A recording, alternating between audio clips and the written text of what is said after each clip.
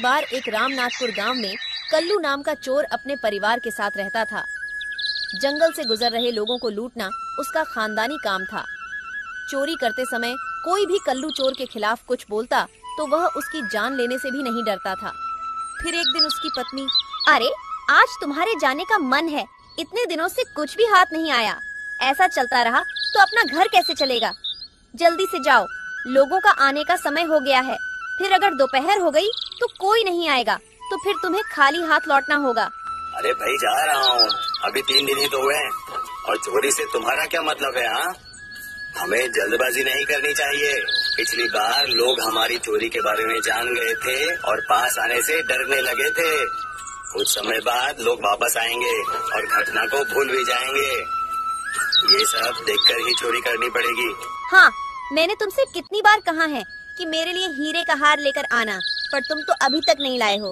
इस बार जरूर लेकर आना। अरे मैं थोड़ी बनाता हूँ ये, मुझे ऐसे लोग मिलने चाहिए जो हीरे का हार पहनते हैं। ठीक है, मैं जा रहा हूँ। फिर कल्लू उस दिन चोरी करने के लिए घर से निकल जाता है। वह रास्ते में एक पेड़ के नीचे खड़ा हो जाता है। मेरी बात ध्यान से सुनिए भीम काका, इस गांव से जरा ध्यान से जाइएगा। आप बहुत सारे पैसे लेकर जा रहे हो। हमारे इस गांव में बहुत सारी चोरियां होती रहती है। ठीक है, ये मेरे लिए कोई नया रास्ता नहीं है। मैं अब तक कितनी बार आया और गया हूँ।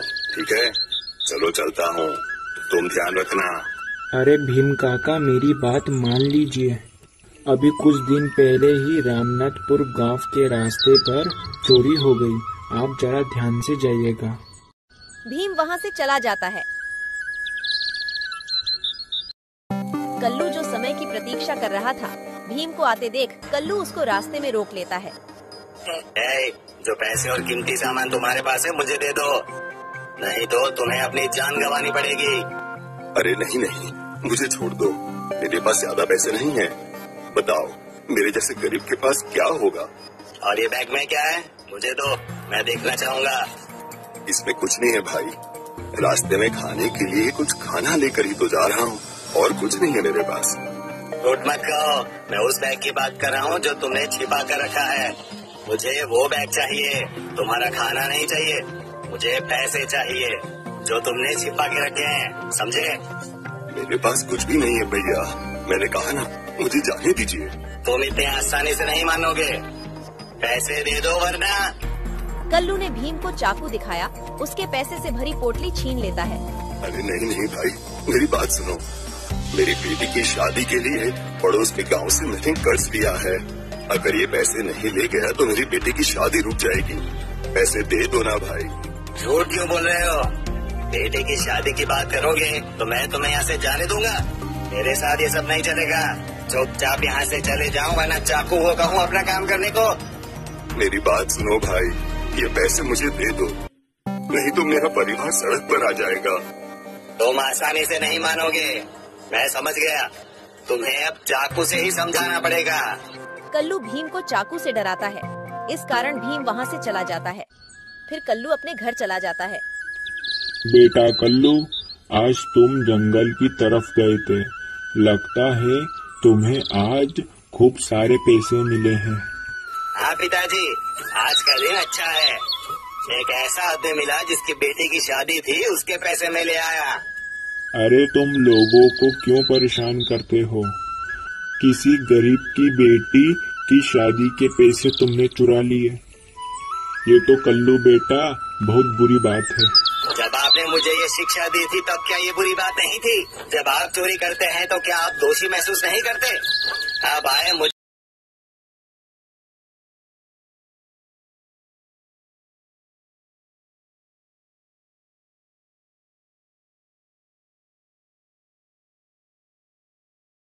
अपना काम कीजिए। अब आए मुझे सबक सिखाने, चाहिए। मुझे जो कहना था वो मैंने कह दिया, और अब आगे तेरी मर्जी। कल्लू अपने पिता से बात करके वह घर के अंदर चला जाता है। सुनो सरिता, इसे देखो, इसमें बहुत पैसे हैं। 1 सप्ताह के लिए फिर से जाने के लिए मत कहना। वो सब ठीक है, पर तुम्हारे पिताजी बाहर क्या बोल रहे थे? पैसे मांग रहे थे। अरे नहीं, वो कह रहे थे कि मैं चोरी करना बंद कर दूं। उनके हिसाब से ये सब पाप है। क्या उन्हें भी तो चोरी करना अभी अभी कुछ दिन पहले ही छोड़ा है। अब वो बुढ़े हो गए हैं, इस कारण उनसे चोरी होती नहीं है।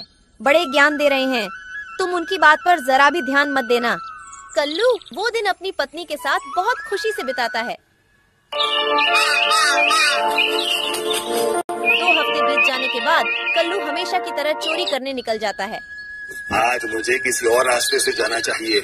सुना है कि सैनिक वहाँ पर पहरा देने के लिए खड़े हैं। कल्लू जिस रास्ते से जा रहा था उसी रास्ते से हरी और उसकी बेटी आ रही थी।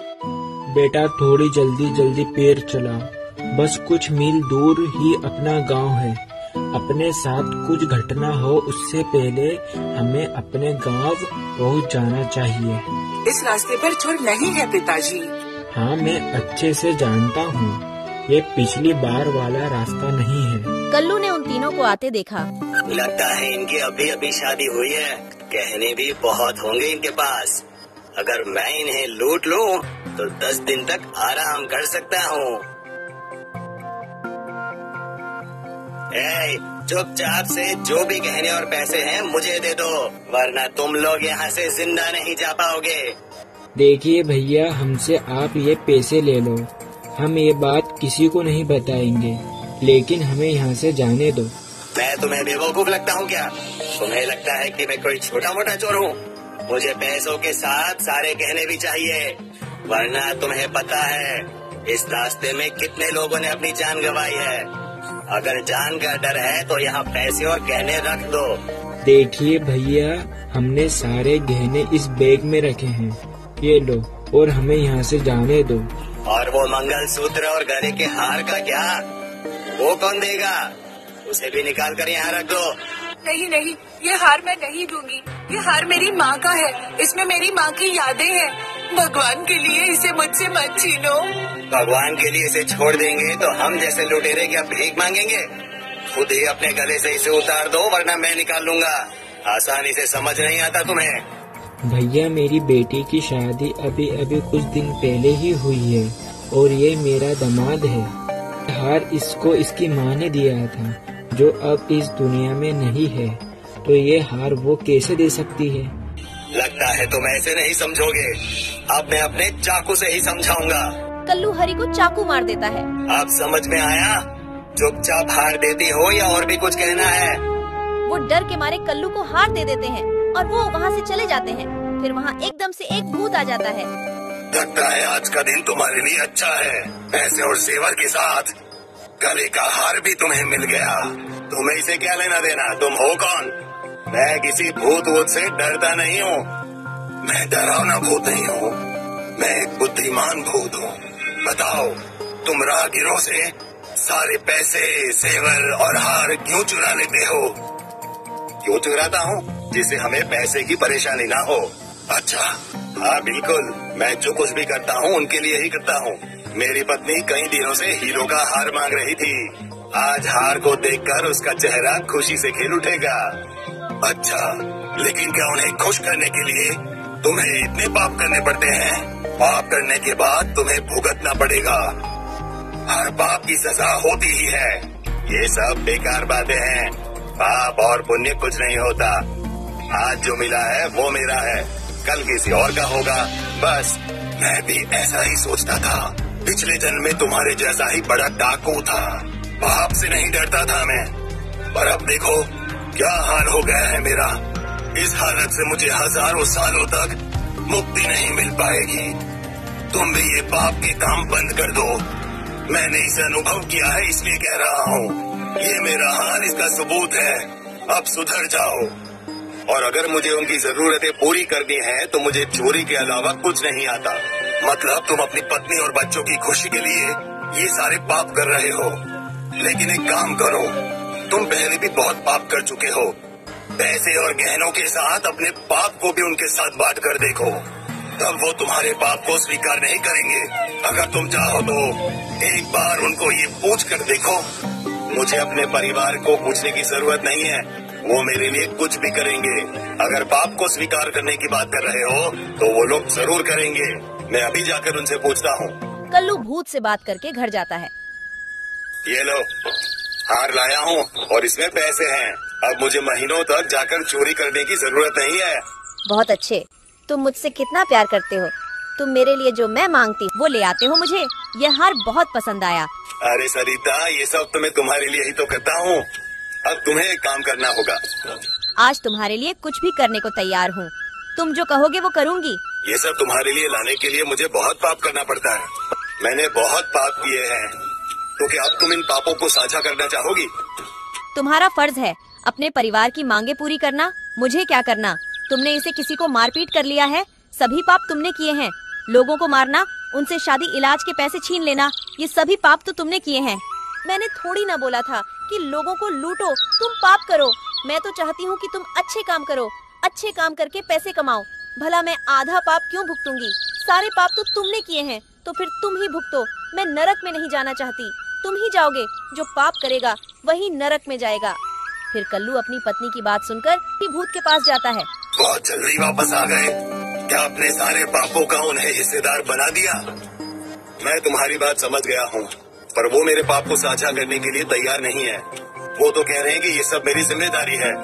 मैंने तुमसे पहले ही कहा था, पाप को साझा करने के लिए कोई तैयार नहीं होता। पर इन पापों से तो मुझे कभी मुक्ति नहीं मिल पाएगी। अब तुम ही कोई रास्ता बताओ। तुम्हें ये सारे काम छोड़ने पड़ेंगे। तुम्हारे पास जो कुछ भी है उनसे अच्छे काम करने की कोशिश करो। धीरे धीरे तुम्हारे पाप कम हो जाएंगे। ठीक है, मेरी आंखें खोलने के लिए तुम्हारा शुक्रिया। उस दिन के बाद कल्लू ने चोरी करना छोड़ दी और वो खेती करने लगा।